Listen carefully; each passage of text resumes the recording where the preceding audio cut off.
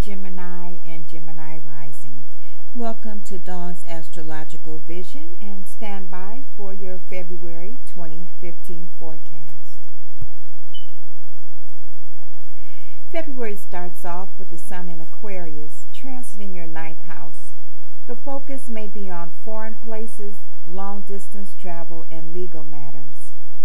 Higher education, publishing, advertising, and forming opinions are also handled here in this part of your chart. Aquarius planets present some unexpected contradictions because they are fixed air and unpredictable. The planet Uranus gets the credit for Aquarius' tumultuous ways. Aquarius is a fellow air sign and forms trine aspects to your sun sign, Gemini. The trine aspects show an ease of communication not found in any of the other aspects, and they are traditionally thought of as favorable. During the next 3 weeks, you want life to be an adventure of the mind, body, or spirit.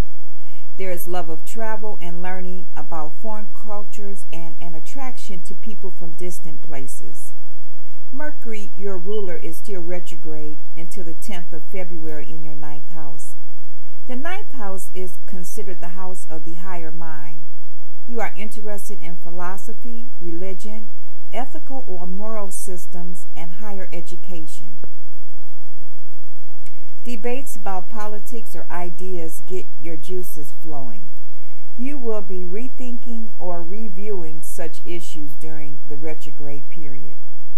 After Mercury goes direct on the 10th, this aspect continues until March 13, 2015. The full moon is in the sign of Leo on the 3rd in your third house. The third house rules communications. So with a full moon here, you can see an increase in the amount of communications you have with people, whether it's in person, over the phone, on the computer, or by some other means. This influence can occur a day or two before and after the 3rd. This house rules siblings as well, so you could spend more time with yours having new interactions or by restoring the relationship if it hasn't been where you want it to be. Jupiter is also transiting this house, and that produces a positive alignment for bringing unresolved issues to a completion regarding third house issues. These issues may revolve around writing, publishing, and communication. Short distance travel is a part of the third house, so you could take a short trip just on a whim. The new moon is in the sign of Aquarius, again a supermoon. The new moon will fall in your ninth house on February 18th. Again, the ninth house rules expansion of the higher self through higher education and philosophy. So a new moon here could have you wanting to expand your mind and live your life by exploring new cultures, ways of living, and perspectives. You are feeling the need to do something extraordinary. You feel more adventurous and want to push the limits of your mind. Your spirituality may undergo a change as you want to explore your beliefs thoroughly and represent them as much as possible. Long distance travel is a ninth house matter, so you could have an opportunity to travel far or just have the desire to, or spend time with people from other foreign places, or try exotic cuisine. Planning a trip is favorable at this time also. Mercury has gone direct. The ninth house also rules the law, so legal matters can come into play. If you're a writer, this is an especially good time for your craft, and the ninth house actually rules publishing.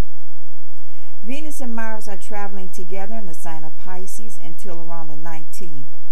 This is your 10th house, Gemini, and is very favorable for social skills, and positive relationships with authority figures can assist you on the road to success. You will notice that you are more attractive to the opposite sex, but when it comes to romance, your decisions are practical and conservative.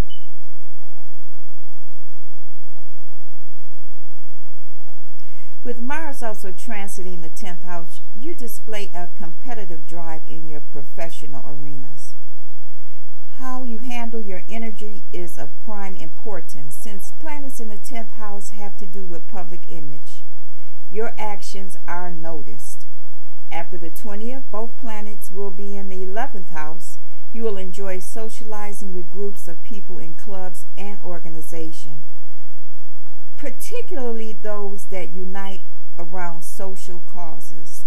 You could meet a mate through these organizations or through friends. Problems with associates can arise if you become overly aggressive or automatically see people who disagree with you as a threat. Saturn is moving ahead in your 7th house of Sagittarius.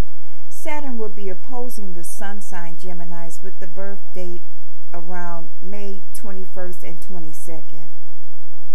The degrees that Saturn travels this month are the 3rd and 4th degrees for those under the Gemini rising sign. During the opposition of Saturn to the Sun, all that has been learned and acquired in the struggle for self-expression will come under close scrutiny. It can be a time of energy depletion because the opposition follows the quincunx, which required making unconscious adjustments and emphasized hard work. It is not uncommon for the Saturn opposition to the Sun to signal a burnout phase. You could be more impatient with anything that seems to be immaterial to growth and success. The opposition also brings in the issues of others. Pluto is still transiting your 8th house and is direct until April 2015. Pluto rules the 8th house and has been transiting this house for a few years now. This is a powerful placement.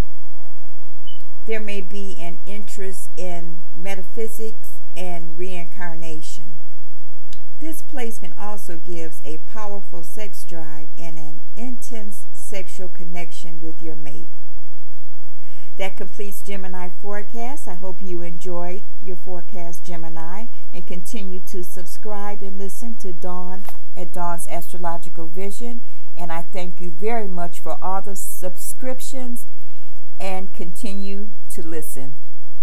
Have a blessed month. Bye.